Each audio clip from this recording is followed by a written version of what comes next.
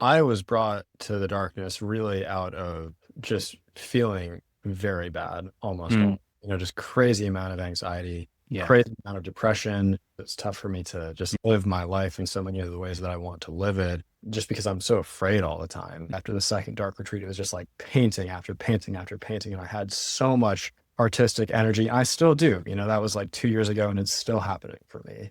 I've done 16 of these at this point, and my average amount of time is usually about 11, 12 days or so. I'll just be candid. Like a bunch of the stuff that happens for me in dark retreats is the emergence of past life memories.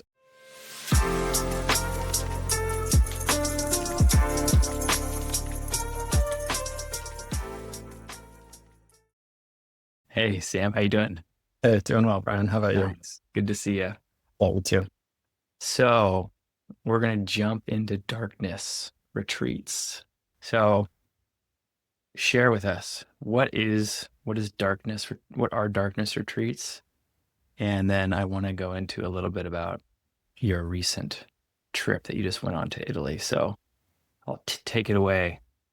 Yeah. So a dark retreat or darkness retreat, it's an ancient practice where you meditate in a room without any light for extended periods of time. And that could be anywhere from a couple hours. If, especially if you've never done it before, I recommend starting with, 2 hours or 3 hours or 6 hours.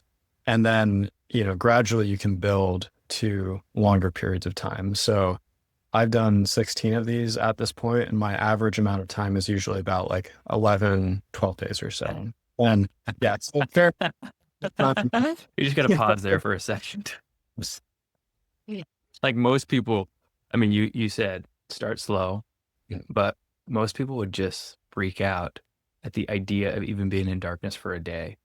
Um, I I brought this up to my parents, and I was mentioning you, and they were just like they couldn't imagine spending one day in darkness, and even my older brother too was there. He was just like, "That's a waste of a day." So anyway, like 11 days is pretty wild. And I think for most people, even I mean a few hours people can do for sure, right? So is that kind of what you're saying though, like progress up? And is that how you started? Did you start very slowly and work up? it was kind of a mixture for me. So I actually did start with a 6 day retreat, but I built up to that. So for about, I think it was like 9 months prior to doing it, I meditated like 2 hours a day, 5 days a week, very consistently. And that was wearing a blindfold. So it was simulating the experience. Yeah. So, I did kind of dive in off the deep end, but it's not like I had no experience just being with myself with no Yeah. distraction. I forgot. And for people listening, Sam and I were friends. We've known each other for a couple years. So we have a little bit of a history, and I'm forgetting how much of a like intense meditator you are. And and your comfortability with being in stillness and silence for very long periods of time has always impressed me. Thank So you. it's probably um, makes sense that you found this modality for yourself and why you like it so much. Um, and so anyway, keep going. I want you to just elaborate a little bit more on what this practice is, whatever you want to share about it, and then we can kind of go into some of your personal experiences. Yeah, absolutely. I mean, it does different things for different people. Like I've spoken to many other people who have done them. I facilitate them for people as well. So, I've obviously spoken to the people who I've facilitated for. And for some people, they go into darkness and it's basically just like a big long hibernation. Like I spoke to one guy who actually owns a dark retreat center, and he said that when he goes into it, he is basically just sitting for hours and hours, having, as he says it, just no thought really. It's just like a very deep rest. And then Mm. for other people, myself included, it's a much more intense experience where you're having, catharsis, like these big releases of emotion from your past that that you had been unable to process in day-to-day life, Yeah. having visions, seeing things, hearing things, and then also experiencing very intense, sometimes subtle, sometimes much more intense flows of energy through the body. So that's my experience with it. And and just to paint the picture for some folks who have no idea really what this is, um, they are rooms that are, and you've created your own spaces that have been, I think, and you can explain those, how you created those, but they're often just rooms that are completely sealed off from light. So there's zero light whatsoever, and they're usually simple rooms, small rooms that have a bed, a bathroom, a shower in the bathroom, and then maybe an open area for like a yoga mat. So they're not very big, right? It's like 100 square feet or maybe 200 square feet at the biggest. Yeah, they're pretty tiny. I mean, I've done it in different setups, but in the one where I've done the majority of them, it was pretty small. Yeah. Well, enough that I could, stretch out a yoga mat, which I never really ended up doing in any serious way. I think I did yoga like twice when I was in there. It's mostly just sitting and, taking a shower and eating. But yeah, very, very small. It really doesn't need to be that big. And there's hosts. So usually you have some kind of a guide or a host that's there to bring you food, bring you meals, and then make sure that you're okay. If you have any concerns or issues, or you just need to talk to somebody, right? There's somebody there that you can either call or that just walks, that either lives nearby, like lives on the premises. I guess there's different types of facilities, correct? And different ways of doing it. So you just always have somebody that you can call on if you need them. Yeah, exactly. I mean, it depends center to center. Like at the place where I run them for people, that is the setup. We have a thing where if someone needs to have any type of support while in retreat, they can just place an object outside the retreat room, and then I'm checking that spot usually every like 2 or so hours. So, if I see the object, which actually no, I don't think anyone has done that yet, but if they needed to, they can just put that object out. I'll see it, and then I'll come knock on the door and see if they need help with anything. I will say, the majority of my retreats I've actually done mostly in a house that didn't have anyone else in it. Like someone's coming usually every like 2 or 3 days to bring me food, to kind of like restock my food supply. But then I do it in a pretty like austere way. I just have these like frozen soups they're like really high quality organic soup, but they're just, someone puts them in the freezer for me, and then I'll put them out, the night before I want to eat them. So they thaw out, and then I'll just, take them off the counter the next day. So it's like, it's pretty hardcore, but Yeah. And if you really do, I mean, the worst case scenario, I shouldn't say worst case, but you can just walk out. If you really do have trouble and you're just uncomfortable, or you really need to you just walk out. You just, you just go into the light, and so it's not like you're stuck in there. yeah, exactly. That's really a very important way in which this differs from something like a psychedelic ceremony, where once you eat it, you're kind of locked in. Mm-hmm. This, you can just take the mask off and end it. Yeah, don't worry. Yeah, yeah, that is nice. Um, and so you were talking about leaving an object outside the door. That's because people don't have their phones. They don't have anything with them. So, and there's no way to like call out necessarily. So okay, gotcha. All right. Okay, we'll pick back up. I just wanted to make sure that there was like a very clear visual for people to understand what these things were. You're kind of talking about the different experiences people have. Some people go into this deep rest, meditative states. You were talking about very emotional releases, and even physical sensations, and I think some subtle energetic senses, or maybe not so subtle, that you felt. So maybe if that's where you left up, we can pick up there, or just keep going with however you want to move forward. Yeah, yeah, that sounds great. So I think it might be good to start by speaking about the emotional releases, because that, I think, is one of the most important things that's happening there. So for many of us, definitely myself included, less so these days, but I still struggle with this, is just this thing of feeling what we need to feel. So when we go through life and we have these different things happen to us, whether it's, a breakup or losing a parent, or having something happen that makes us feel guilty or ashamed, And if you don't, this is just my experience with it, and then many other people have kind of stumbled on this conclusion as well. If you don't process that emotion in the moment, it will kind of hang around as a sort of residue that will impair your ability to speak. It will impair your ability to think. It will impair your ability to make decisions.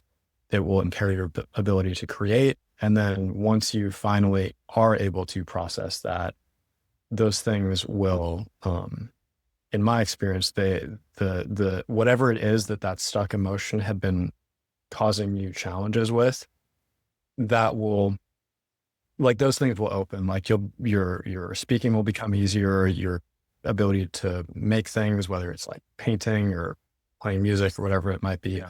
all those things will improve once you are able to process that emotion. In general, just in day-to-day life, especially these days, we have all these different ways of distracting ourselves. Like, anytime, you're feeling bad, you can just look at your phone and scroll through Instagram or watch a YouTube video. And if you consistently just do that, it can make it very difficult to process. But if you go into something like a dark retreat and you just sit with yourself, what I have always found happens is that there's this extended period of boredom and frustration. I'll just be sitting there for an hour or two or four or however long it might be, with looping thoughts and, just tension and anxiety. But then at a certain point, something within just releases and the Mm. tears come, or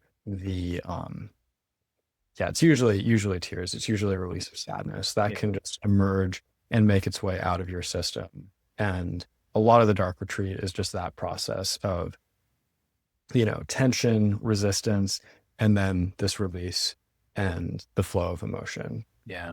I mean, what you're speaking to is, we use the word trauma a lot these days, but you're talking about these repressed emotions, these things that we ignore. They'll create patterns that you will live out.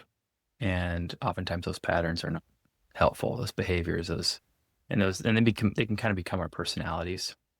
And then once they become so ingrained in our day-to-day lives, and you could say they might be our personality, they become very difficult to become aware of. And you can lose yourself in these stories and patterns that you've ingrained in your daily life. And going to the phone or whatever distraction, whatever tool, whatever mechanism you use to just dull the hurt, the pain, the anger, whatever it is that cause those patterns to arise in the beginning. It's so much easier when you have access to these um, whatever it may be. You're talking about the iPhone or TV, and when you go into the darkness, you're devoid of any of that. You don't have access to these escape mechanisms.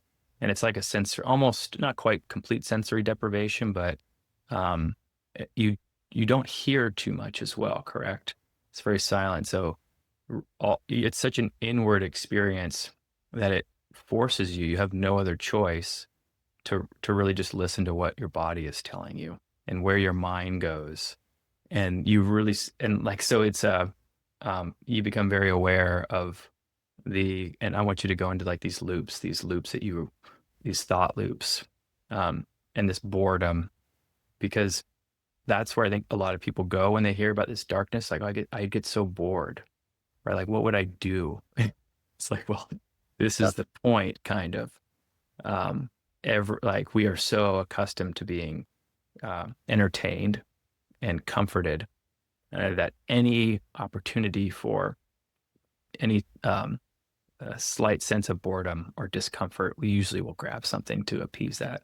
Food, Instagram, TV, we'll call somebody, we'll go outside, just something to distract us from this. And usually it does come up as like very subtle things like boredom first. It seems so innocent, right? Like bored. So, but yeah, keep going. I want you to kind of elaborate on where that goes when you're in the dark.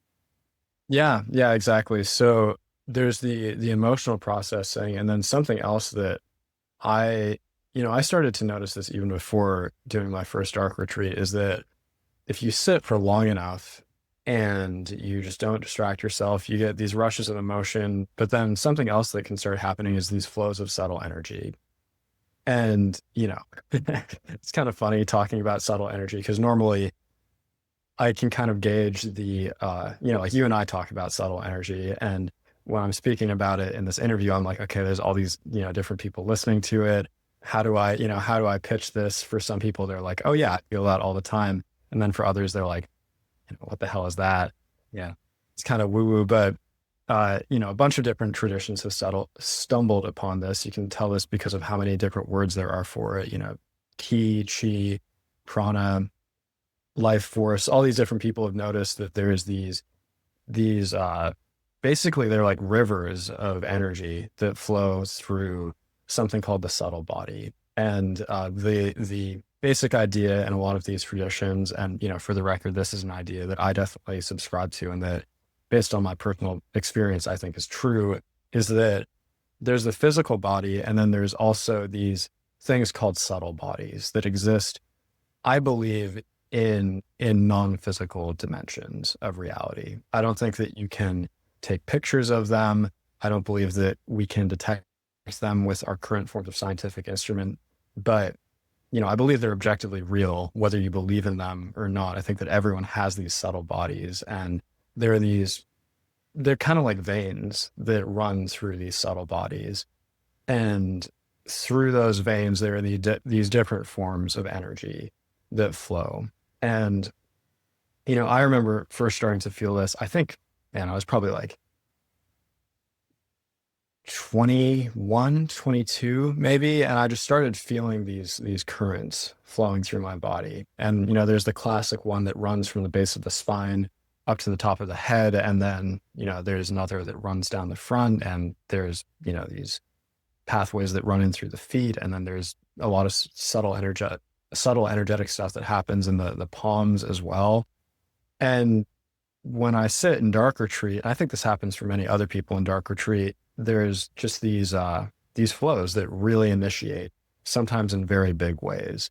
And they'll often sort of um, they get amplified and are very noticeable at certain points. Like I know many people have heard of chakras.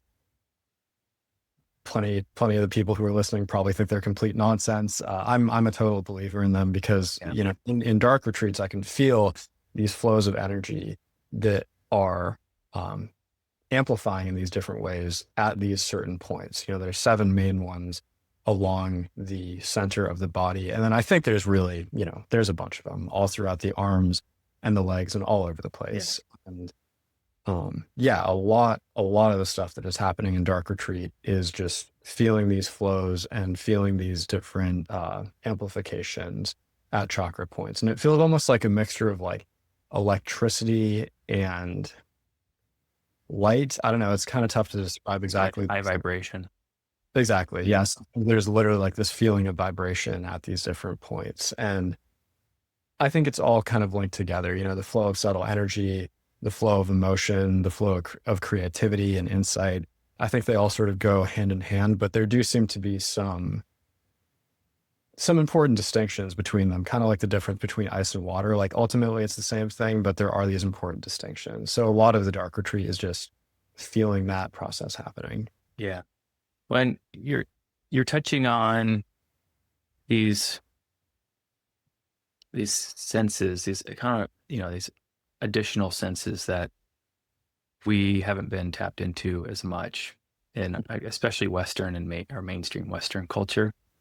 The first one is really, I mean, just the somatic experiences you're speaking to is a sense in itself. And then intuition, you could argue as part of that somatic experience. And I know that what you're saying, these subtle energetic rushes and movements aren't necessarily this is not intuition, but they relate to one another. It's you're tapping into your ability and our ability as human beings to sense energies that are beyond what we normally experience day to day. Well, exactly. And these energies are flowing through you, but you can also pick up energies from from around you as well. Yeah, that's something I'd love to touch upon because I think when you have conversations about this stuff, a lot of times people will say, "Oh, well, this is just placebo effect," or maybe this is just I don't know, you're like picking up on the flow of blood through your body or something like that. And if you work with, say, I've had this happen several times, working with good Reiki practitioners, and they can pick up on what is happening in your subtle body. Like there's certain points in the body that I've noticed these energies, these flows of energies have become blocked. And I'll feel, I'm like, oh, there's this kind of like constriction and like holding in these certain points, like very specific points in my body. And like I remember, a couple of years ago, I dated this girl who was a Reiki practitioner, and she was giving me Reiki, and I'd had this point in the upper right hand corner of my head that I'd just been noticing for like, I guess it was like 2 years at that point, Mm. maybe. And she did a Reiki session on me, and I hadn't mentioned it to her. I hadn't told her anything about it.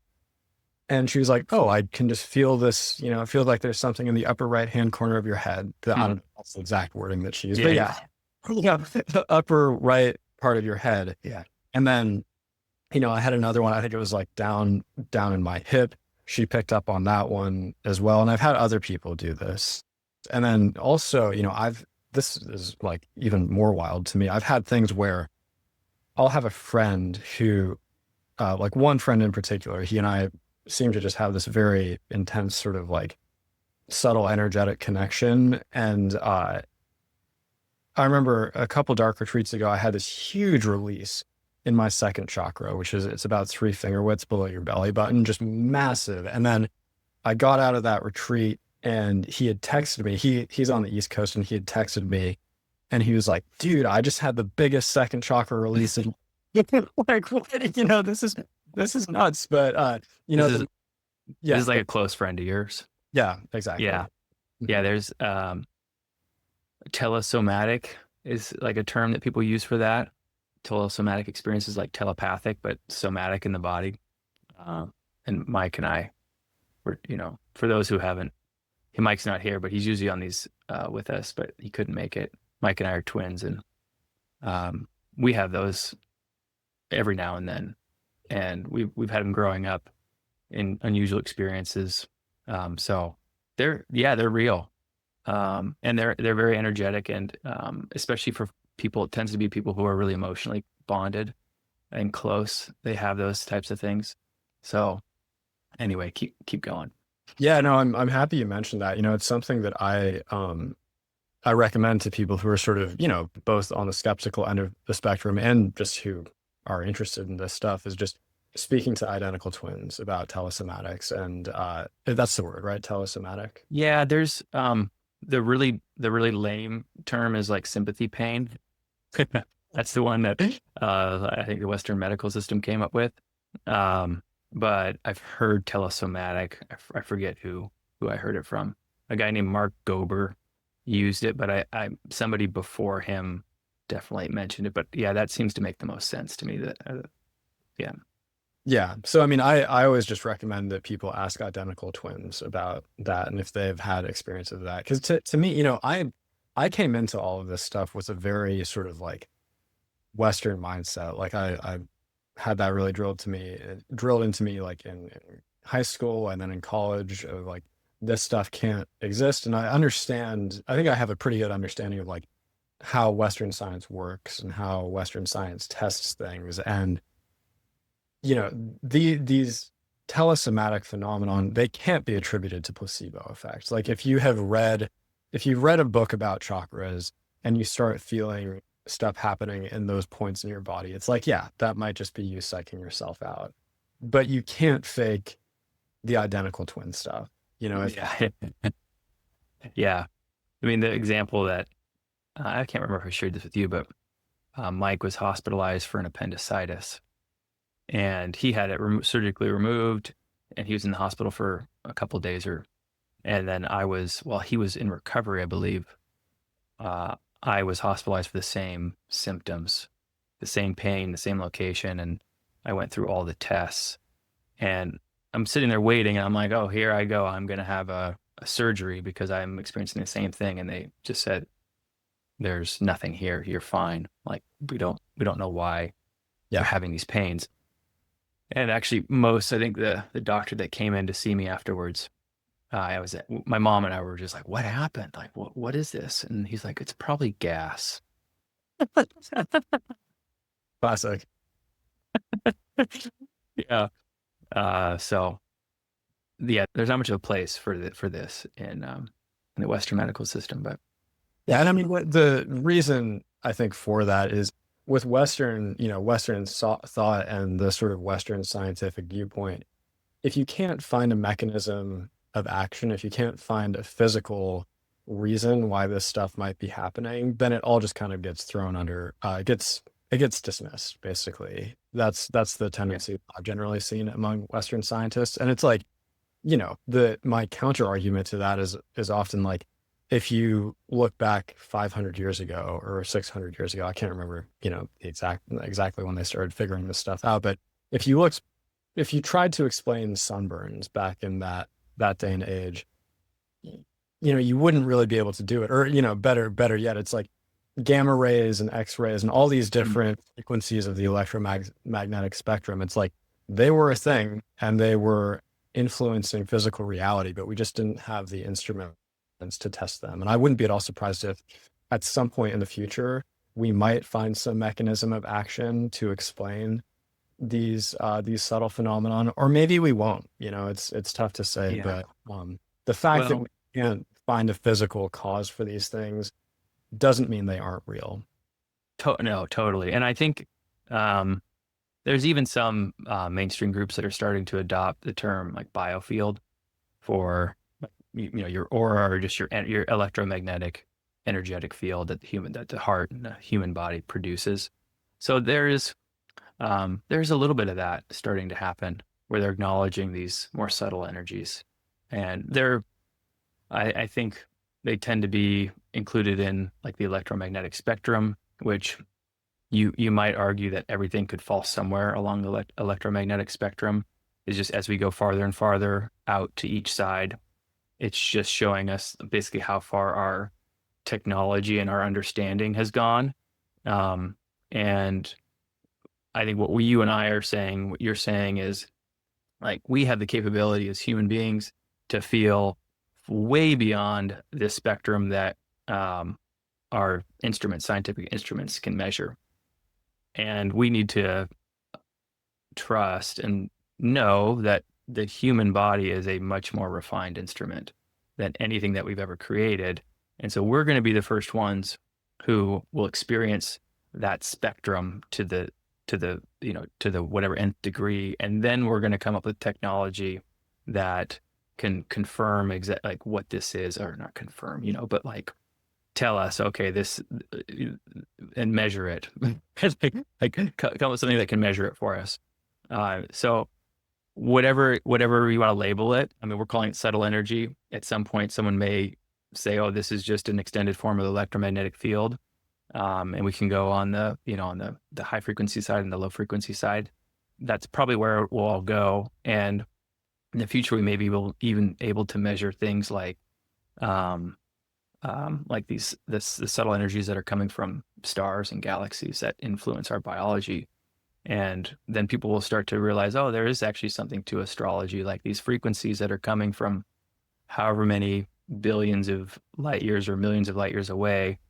They actually do have this minute and nuanced effect on our biology and our cellular biology, just enough to have a little cascade that can maybe influence our emotions or our thinking. So, um, yeah, it's just when you use a science that is looking for to measure something objectively, you're never going to find that right away because our instruments aren't there. But as you just trust the human body and its immense capabilities, then you'll feel all those things first and just know that they're very real. Yeah. Mhm.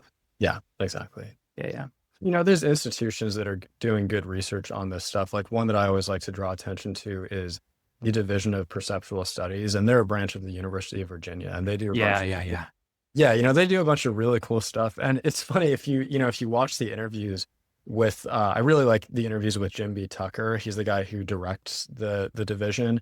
He's such a straight-laced guy. He's wearing a suit and he's not like waving crystals around, and he's explaining their research and to me, it's done in a very, thoughtful way, and they're really trying to, yeah, it's good science. It's good science what these people are doing. They're not just they're not just like hell bent on confirming subtle energy or confirming reincarnation. They're really trying to test these things and doing so in a way that to me is like it's falsifiable. It's very well thought out. Like I love the stuff they're doing, and they're very much of the opinion that all this stuff is legitimate. Like it actually is a thing, even though we don't fully understand the mechanism that is Yeah. at.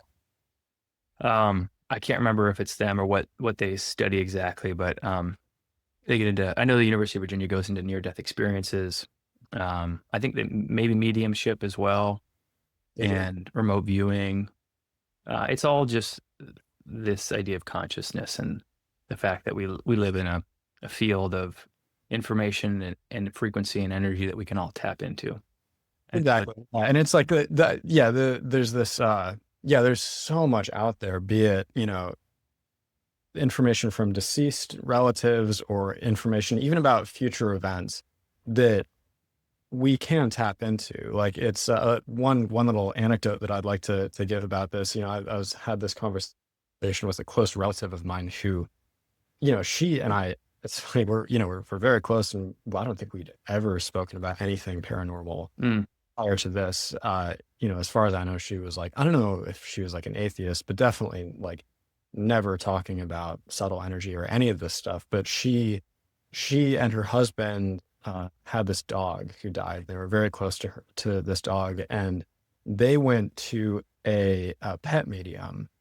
And this woman has, I think, like 500 5-star reviews on Google and has been credited with finding like 300 lost animals. Like she can basically yeah. tune the animals, Oh, whether or not cool. alive or dead, and gain information from them. And she tuned into my sister's dog and was like, "Oh, I can see that she would sleep in between you and your husband and would wake up and, go around to the right side of your bed which is where her food bowl was." It was like just insanely specific. It wasn't like, "Oh, I could, see that your dog loved you very much," something that anyone could say. It was just like unreal how accurate this reading was. And, who knows what's going on with that, whether, she's tapping into the dog's soul and having some sort of exchange in that way. Like I don't know exactly what's going on with it, but I'm very, very convinced that like this is legit, and my relative was like, yeah, it was crazy. I couldn't get over it, but it's a thing for Yeah. sure. Yeah. I mean, if you if you listen to especially folks who go through near-death experiences, or even people who are able to have controlled out-of-body experiences, they'll refer to this dimensional space that's beyond the three dimensions, or the three dimensions that we're in, and in those realms, in those spaces, uh, there is access to absolutely everything, Yeah. and future, past, current, any piece of information, and it's all directed through thought and awareness. So your consciousness is basically your controller. And so, like what these mediums and also the people who are experiencing the near death, they're actually just tapping into a dimensional space beyond the 3D space, which is um, linear in time and and very limited to the energies and the information that we can access. But when you step out of that, when you're able to access these dimensional spaces, these energetic frequencies that are a little bit beyond what we normally experience, um, you can you can do it through conscious thought. And so these mediums and this pet medium is just focusing on the energy of the owner of the pet and the idea of this pet. Maybe she uses pictures and images, but Yeah. just that'll, That's like the name of someone or the yeah, yeah. And so it's like your mind, your thought is directing where your attention is going. And as you're in these spaces that are beyond the 3D, and we're all able to access these. We're starting to realize this more and more, especially, over the last few years. It feels like people are really kind of waking up to this idea of there's a lot more out there. And so using your mind and your conscious thought to tap into these things is how you get there. And we don't all have that great ability like that pet medium, but I think each person deep down is able to get to that point. It's just how far along are you in the development of those things? And I would imagine, and maybe Sam, like going into the dark and having those experiences is really good at heightening your access to some of those abilities and some of those sensory perceptions. Oh yeah. I know you've Yeah. told me, but you've seen a lot of things, and I'm curious to. I kind of want to loop this back around Yeah. to Yeah. Well, we're emo. kind of, No, yeah, just all the way back to even just the emotional processing. For me, that's probably one of the most important things that this can do. And then, at least right now, because there's so much unprocessed emotion, disconnection from the body, and what we're really talking about, even though it sounds woo woo and spiritual, and maybe some folks are wondering, like, okay, what is this doing for us? Why is this important? Is you're actually coming into um, energetic experiences within your body. And I would imagine, are probably very attuned to the sensations in your body now more and more as you go through these. And as you're in them, of course, you're so attuned to your body because there's nothing else that's distracting you from that. But being able to hone that sense of your somatic experience, your bodily experience, gives you an indication of really what's going on inside, your heart and your mind. And the emotions that run through you are really somatic experiences. And some people are so disconnected from their bodies that they can't feel grief or sadness or fear or anger, right? The tension in their necks and their jaws, and something that has I've been very aware of in myself.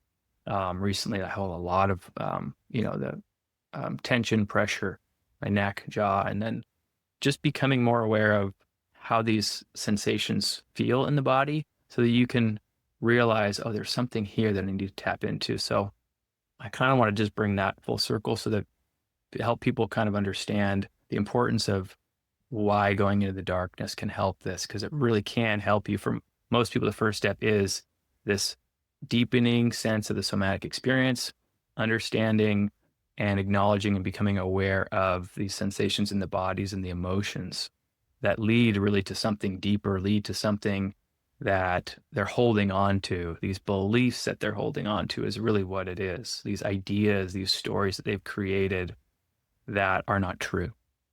yeah. And the release of those, the release of the emotions is the release of those stories in many regards. And sometimes you have to release those stories a lot and cry a lot to let go of those stories because they can be deeply ingrained. So, um, yeah, I mean, I'm curious, like when you first started and even to today, like what brought you to to the darkness? And were there things that you were really focused on that were like a goal of yours? Was it curiosity? Anyway, yeah, tell me. Absolutely. I was brought to the darkness really out of just feeling very bad, almost Mm, all, just crazy amount of anxiety, yeah. crazy amount of depression, more anxiety than depression. But, the depression was more, I would say, like a sort of like a function of the anxiety because it's like, man, I'm just so anxious that it's tough for me to be around people. It's tough for me to like do things. It's tough for me to just like Yeah. live my life in so many of the ways that I want to live it just because I'm so afraid all the time. Mm, That inhibition was really making me very depressed and, yeah. but yeah, a lot of stuff going on. And in the, let's see, what was it? The winter of 2019, I think that was it. Or maybe, yeah, I can't, it was around 2019. Had a couple things happen to me that I just really showed me. I'm like, man, I'm just like in a bad way right now. Hmm. I just sort of instinctively went into a dark room for a couple hours. Yeah. Actually, my mom told me that when she was younger, she had some really tough stuff happen to her, and she spent, I think it was like 3 or so days in a dark room, not completely dark, but basically just lying in bed and just letting things process. Mm. I did that for a couple hours, and it was like, this feels like there's something to it. It feels like something is happening, something good is happening, and this is helping me kind of work through things. So Yeah. I think right after that, I just typed in. What were those things? Do you mind sharing? I mean, were there, if it's too personal, it's okay, but those things that triggered you to be like, oh, I need to look and Oh, it was, I mean, some relational stuff that yeah, happened. Yeah, I don't want to get too deeply into it, but it yeah, was, yeah, I'm just like in a really bad way. yeah. So yeah. So yeah, I just typed in, like meditating in darkness to the search bar to see if it Mm. was a thing that other people did. And, it turns out this has been stumbled upon by many different cultures, where there's all Yeah. South America and Asia. I don't know if there's any African traditions that practice it, but it's a thing in Europe. Now it's a thing in North America. I don't know if there was any North American indigenous people who practiced it, but definitely South America, Asia, Europe, 100% a thing. Yeah. So I immediately wanted to try it out, but ended up going a bit more down the plant medicine path. I went down to Peru and worked with ayahuasca. That seemed to open some very, tightly shut doors within my psyche. That Yeah. was a very transformative experience for me. But after that, I, for a couple different reasons, started to really feel like I wanted to find a way of and healing endogenously, awakening endogenously, healing endogenously, finding these non-substance means for Mm. healing transcendence. Yeah. Healing from within, basically. Yeah. Exactly. Without And pattern, outside substance.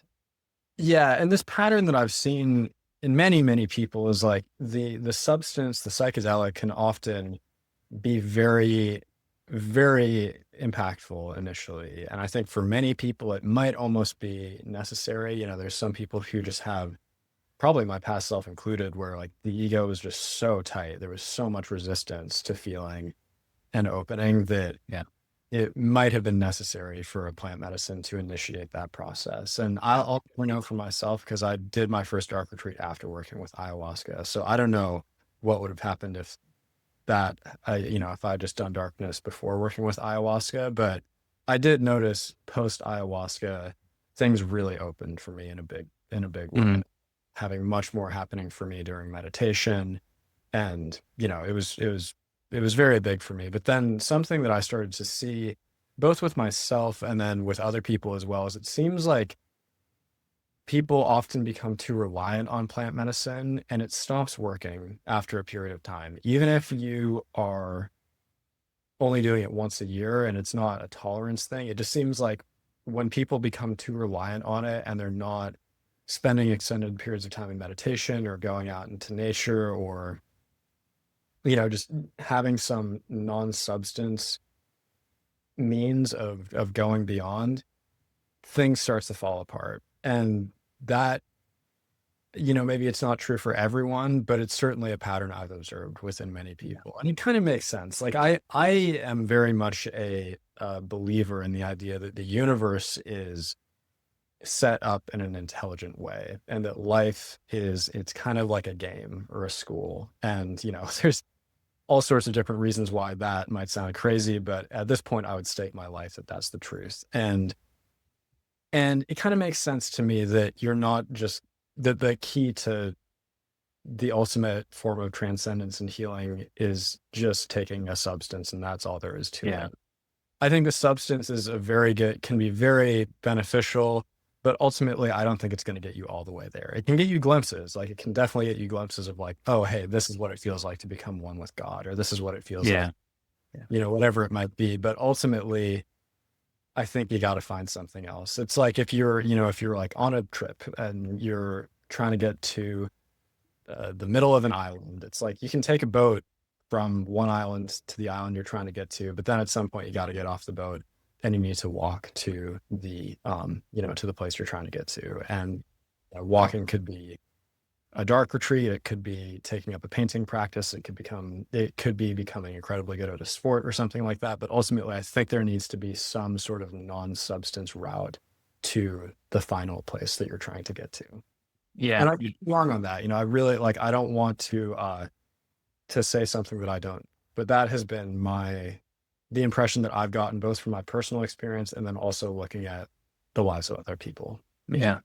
In a sense, I want to be careful too about how I say this because those tools provide so much healing for so many people.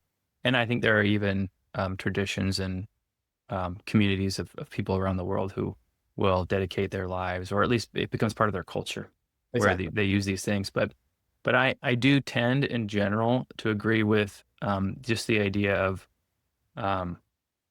that these are all tools. Even darkness is a tool in a sense to a degree, and the less you can rely on anything outside of your body, that you, and the closer you get to achieving that, wherever you're going, whatever that goal is, and whatever that peace of mind that you'd like to get to is, you can just take baby steps towards that, or you can take giant leaps, however works for you. But ultimately, right, letting go of those tools, and just relying purely on yourself. And I think maybe at some point too, um, and I don't know if this is where you're going with it all, but like maybe at some point darkness is no longer a tool, right? Like maybe it's just painting. Yeah. I would think about it all in terms of moving energy. And Hmm. that viewpoint is just rooted in my personal experience of there's so many different things that can initiate these flows of subtle energy through the body, and so many different things that can initiate an awakening experience. And I think that depending on where energies are trapped within your energetic system, that will be the thing that determines what type of intervention or practice is best for you. So, one of my favorite stories, do you watch TED Talks at all? Here and there, yeah, The not the that most often. the most popular TED Talk of all time was given by this guy named Ken Robinson, Sir Ken Robinson. He's a knight. I should call him. Call you know Yeah, what he deserves to be called. But Sir Ken Robinson gave this TED Talk. A very brilliant guy. He's like has done all this different work in like education and written a bunch of books. And he gives this story. He's talking about creativity and asking this question of, do schools kill creativity? And he gives this story. He finishes the talk with this story about this woman named Jillian Lynn, who is one of the most successful, was one of the most successful. I think she's a dance choreographer, just had this incredible yeah, career in the field of dance. And when she was young, she had all this energy and just couldn't sit still in class. And her mom took her to a therapist or a psychiatrist or a psychological professional, and this guy spoke to Jillian for a bit and then said, okay, Jillian, your mom and I are going to leave the room and we're going to chat outside for a bit, and then we'll come back and get you. And as he walked out of the room with the mother, he turned on the radio. The two walked out of the room and left Jillian in there on her own, and then there was this little, I think, peephole or something like that, so the mom could look in at Jillian, and mm, this is like, Mrs. Lynn, look in at your daughter. And it actually, like, it makes me emotional talking about mm, this. It's such a beautiful story. And this girl was just like dancing all around the room. yeah, And the therapist said, Mrs. Lynn, your daughter isn't sick. She's a dancer. You should take yeah, her to school. And mm, well, she did that, and the rest is history. She had all this creative energy that wanted to flow through for her. And it was making it so tough for her to sit still in school and listen to people. And I have this as well. I've spent yeah, so much time listening in school. And I remember my mind was just like going nuts. I just like had all this energy that wanted to move. And for someone like Jillian Lynn, I don't think the right intervention was a dark retreat. I think it was just going in and dancing. yeah, yeah, But yeah, but for me, at a certain point in my process, I was just so bound up and had energy, I think, so stuck at such a deep level of my psyche that I couldn't even move. It's like learning Mm, physics was just so tough for me. Like I remember I was learning guitar at the time and I had done for a long time and I was like, I'm putting so much time into this, but it's just not working. It's just not clicking. And it was only after I started doing dark retreats that music really clicked for me. oh, cool. It's like there was just other energies that needed to move before that musical energy could start flowing through me in a way that felt satisfying. And it was the same with painting. I dabbled around with art like a couple times in my life, but never in a serious way. And then after a dark retreat, it was like that tap just opened and that stuff could just come out. And prior to that, I would like dabble in art for a bit, but it would just never really click. And then after these, I guess it was two, it was like one and then really took off in a big way after the second dark retreat. It was just like painting after painting after painting. And I had so much artistic energy. I still do, that was like 2 years ago and it's still happening for me. So yeah, I really think it's just like depending on where the energy is stuck, meditation might be the answer, or maybe plant medicine, or maybe painting, or maybe a sport. They really just Yeah. it all dependent. There's so many, I keep using the word tools, and I come back to that a lot in my vocabulary that I use for modalities. We call them healing modalities. We call whatever practices, tools, and they can be anything. Um, I even, this is not a healthy tool, but like people use food as a tool for comfort and ease and just finding peace. Um, and there are much healthier options on the spectrum of tools and I think that story you spoke to just about like dancing and that energetic flow of people, that they just need to have that ability to express. And oftentimes when that's squashed, especially as in our childhood, it creates so much angst.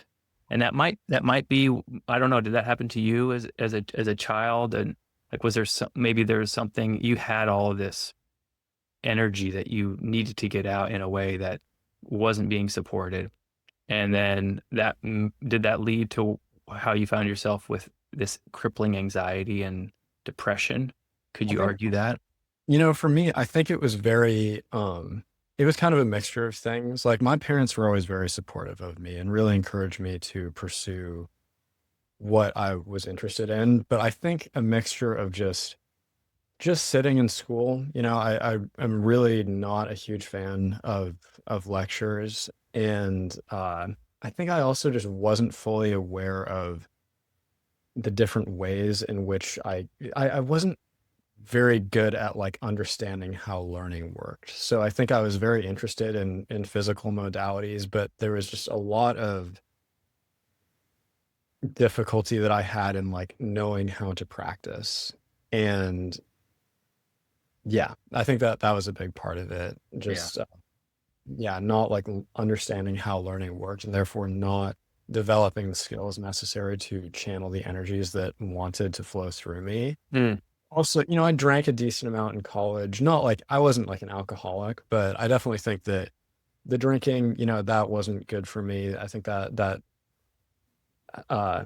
exacerbated like the mental decline. And then also, I mean, just taking psychedelics like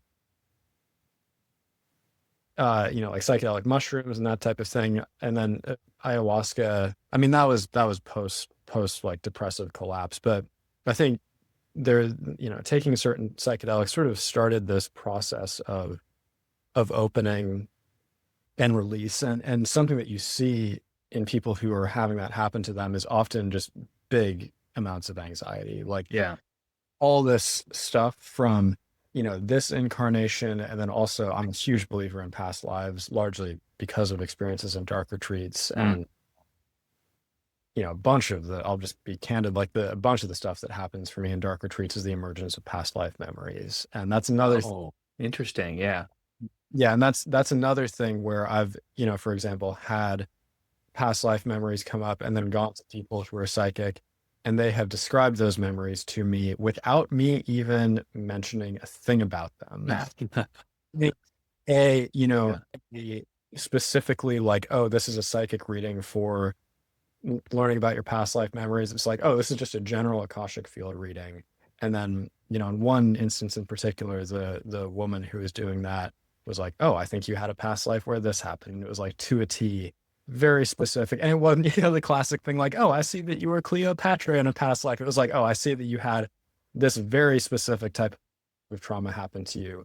And that might be part of what is causing your issues in this life. So I think that having all that past life material buried that wanted to come into the surface, which is, it's a thing that happens for a lot of people who have spiritual awakening. It's like feeling really bad, feeling really anxious, and then all this past life material comes to the surface. And then on the other side of that, great things start to happen. But, in that process of emergence or prior to that process of emergence, there's a lot of anxiety, a lot of depression. And I think of it kind of like, it's almost like equivalent or similar to the birth process where it's like before you're pregnant, you're doing great physically, and then you get pregnant and it sucks. You have this baby that's like, yeah, I mean, I'm sure there's like the glow and everything, but it's like you have this baby Yeah, that's it's hard. you know, taking so much of your energy. And I think it's very similar with spiritual awakening, where you just have these different energies and memories and emotions and all this stuff that begin to come to the surface. And like prior to their emergence, you're doing great. And then as they're making their way out, things get very challenging. And then after that process is completed, or as it is starting to complete, things start to open up again and you start feeling good. And dark retreat I've found is, very conducive to that. And I think that that is just something that was happening for me prior to doing my first dark retreat. And that was also, a big root of the anxiety and depression. Yeah, yeah. The past lives are a, a crazy phenomenon. My wife did a past life regression, and the person she saw also referenced they call them parallel lives, where there's a difference where some people will actually attribute these lives to their own or in a different lifetime, I should say. And then others are like another person's life, but sharing like very similar paths that they can resonate with that life really deeply. So that's the parallel life versus like a past life. So my wife felt like she experienced both of those. She was like, "Oh, I really felt like this one life was definitely one that I like my soul, if you will, lived. And these other ones felt more like they weren't really my own. I didn't resonate with them as deeply, but I still found a lot of lessons from them that I share in the life that I'm living now." And um, she was able to verify. I won't go into the story about it, and I think she's even asked, she wants to keep these stories private. They're kind of personal to her, but she was able to verify um, one of the past lives that she found. She found the person online. They died in the 70s. But the description she was able to enter into the search engine popped up enough information. This person had enough data of them online because they were actually a journalist. So there was some information on this person, where they worked, and it all lined up with what my wife had experienced. And we were just like, "Are you kidding?" And I'm very much I don't even think the word believer is the right word, because there's nothing to believe. It's just how our reality works. These are just lives from a different time and place that we're tapping into. And but even before that experience, I was very much aware of these things and had no issues of their existence. And after that experience, it does take you back a little bit about just, wow, like this is real. This is very, very real. And to have it happen to someone so close to you and be part of that experience of finding this person is pretty intense. So um You anyway, know, yeah. it really matters. Like some people, when I speak to them about past lives, it's like, oh, like, what does it matter if it's your truth? Then great. But it- yeah, it seems like there's this sort of like dismissive attitude that a lot of people have towards it. And I'm like, okay, the reason why it matters is because what happens for you in past lives can affect this life and the way that you show up and your abilities and your inhibitions. And like if you work through past life stuff, that can change the way this life plays out. And I think there's many people who feel very stuck with traditional therapy or even, non-traditional therapy. It's like, okay, I've talked about all my childhood trauma, or I feel like I've cried about everything that I needed to cry about. And I would say I mean, this is certainly the case for me. Not that I felt like I processed everything from this life, but I noticed when past life stuff started coming up for me in dark retreats and I was really able to face it and heal it simply by, heal it by facing it, things started to open for me in this life, relationally and creatively. Like the stuff, it really does matter. It's worth Yeah.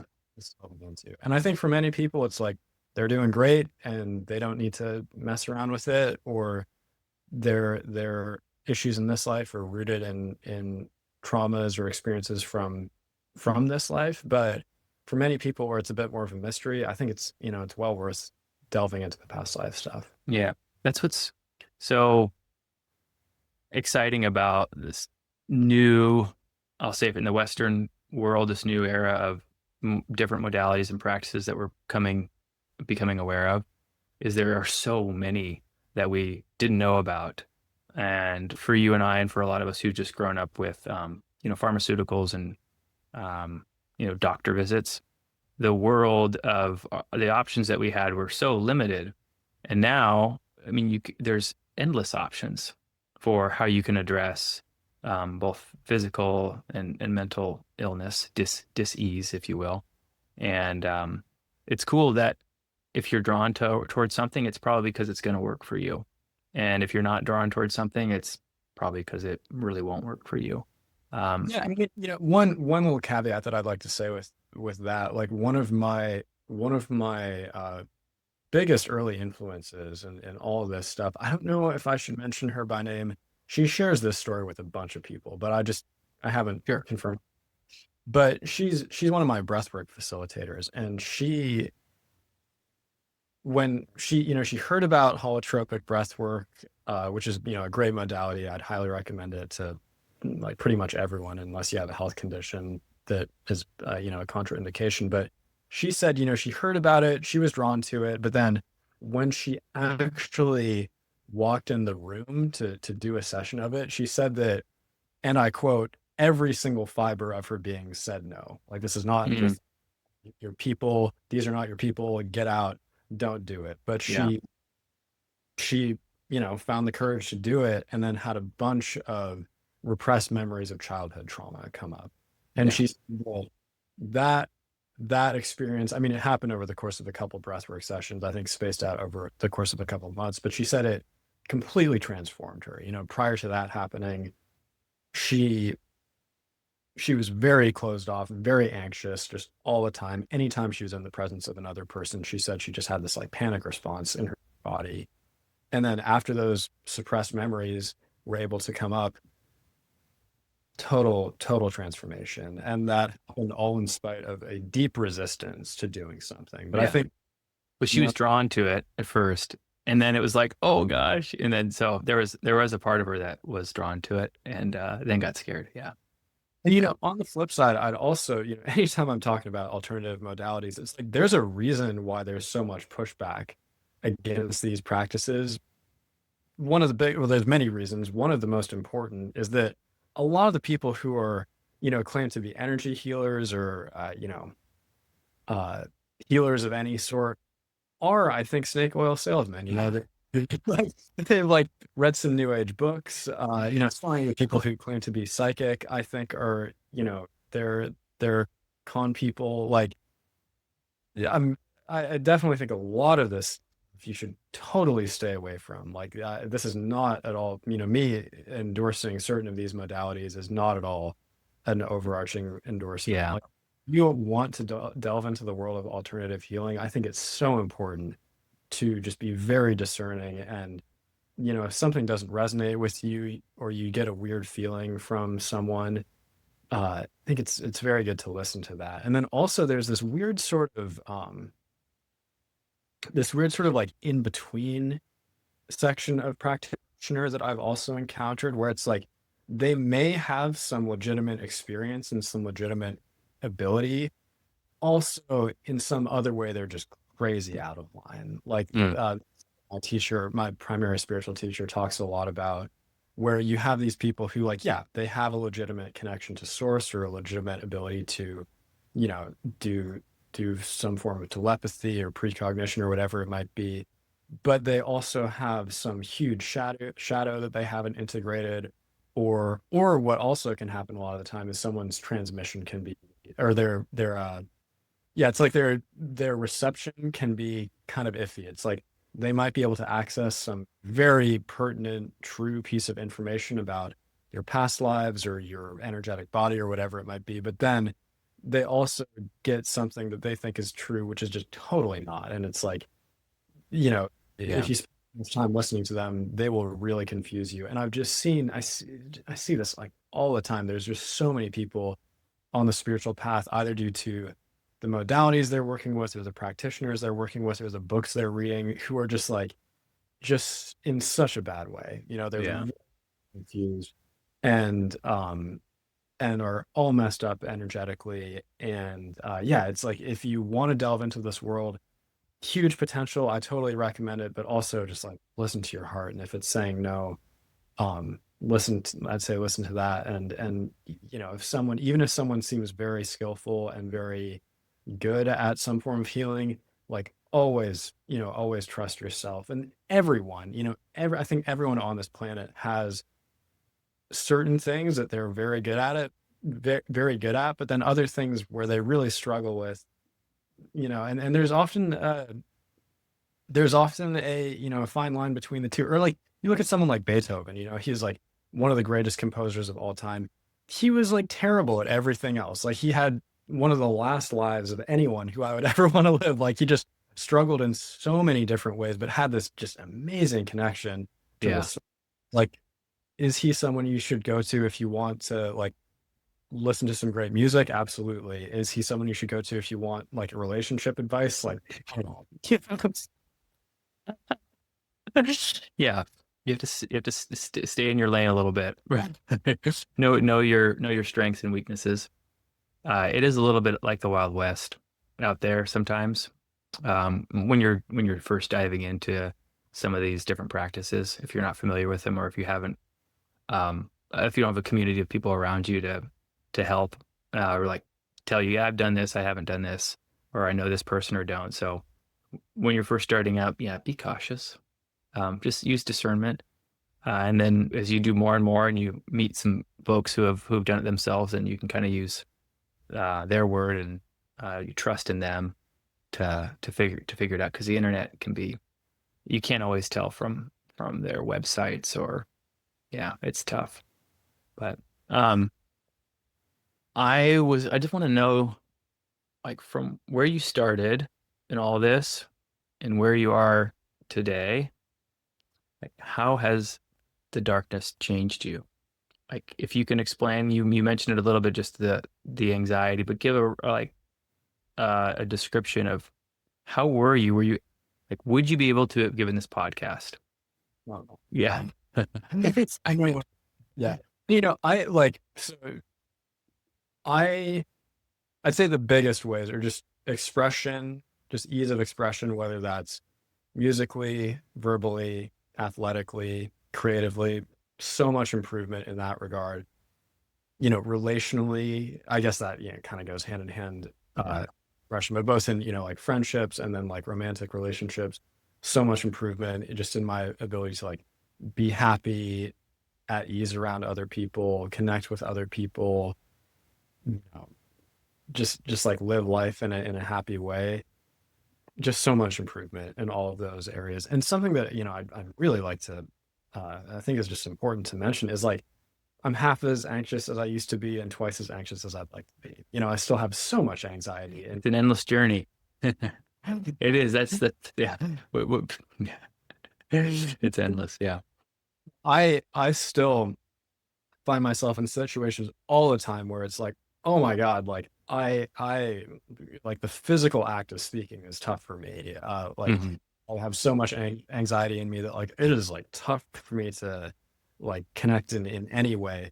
But that used to just be like nearly all the time for me. Mm. So when like something that I think can be really good if you're doing this type of work and just like on the healing journey is to not measure progress like week to week, but year to year. Like there, because there's so many ups and downs. There's so much oscillation. There's times when, I'm feeling great, and then a week later, I'm like, oh my God, have I gotten anywhere? But if I look, I could like, okay, where was I a year ago from an anxiety standpoint? Where was I 2 years ago? From an anxiety, mental health, creative standpoint, any of those things. If I look at the trend, I'm like, dude, this is just all going, it's going Yeah. up.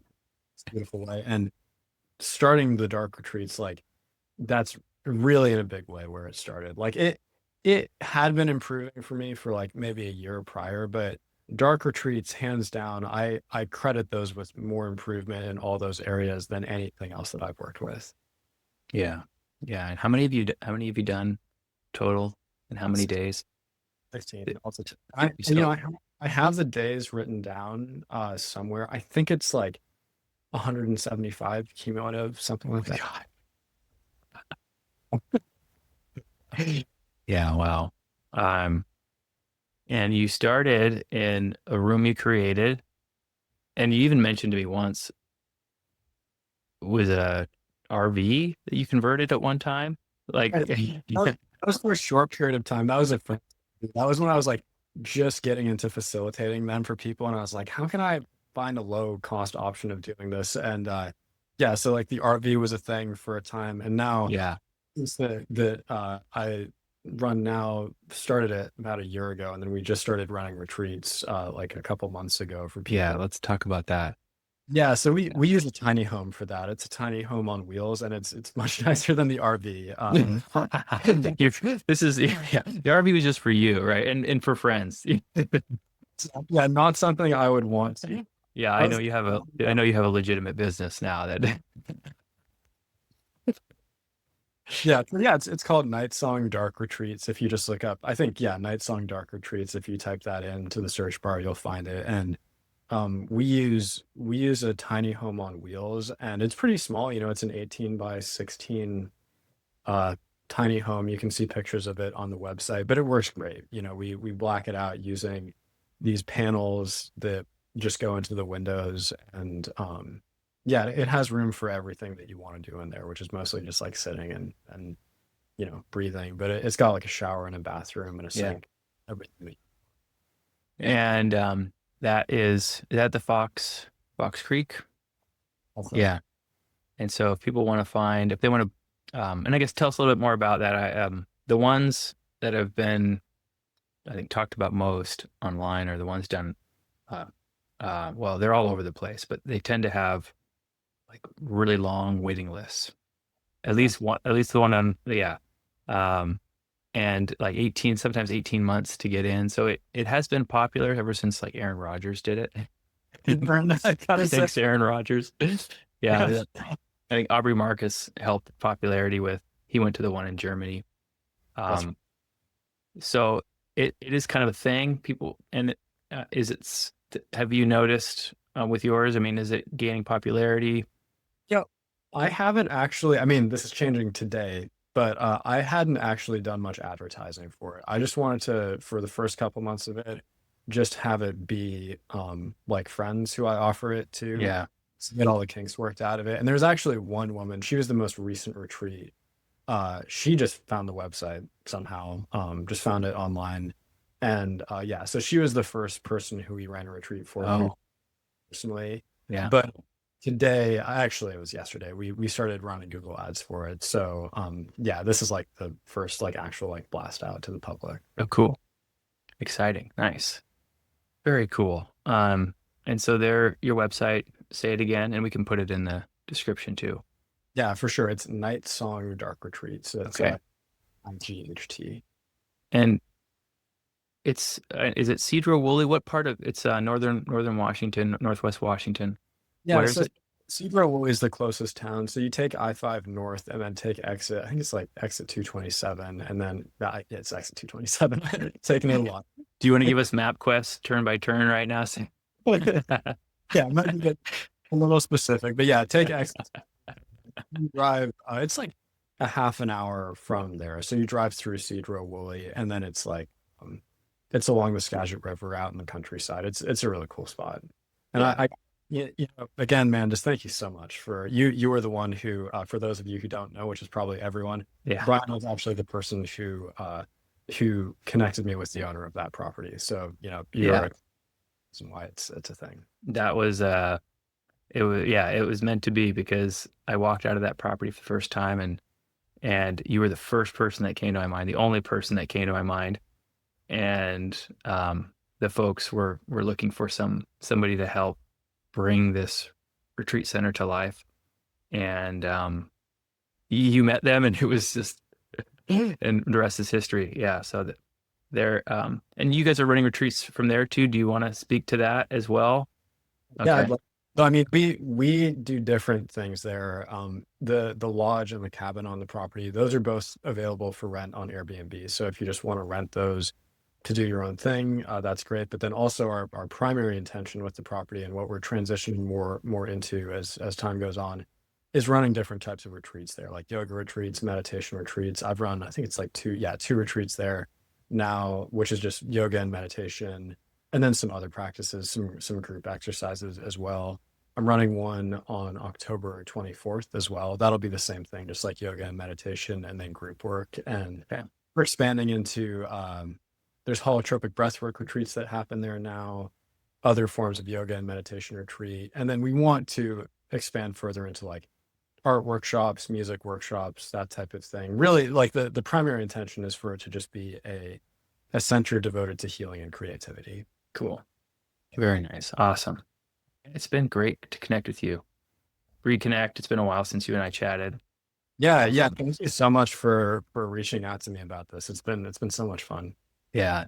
We'll put some links in the description and so people can find you. And until next time, Sam, thanks, man. Yeah, yeah. Thank you. All right. Later.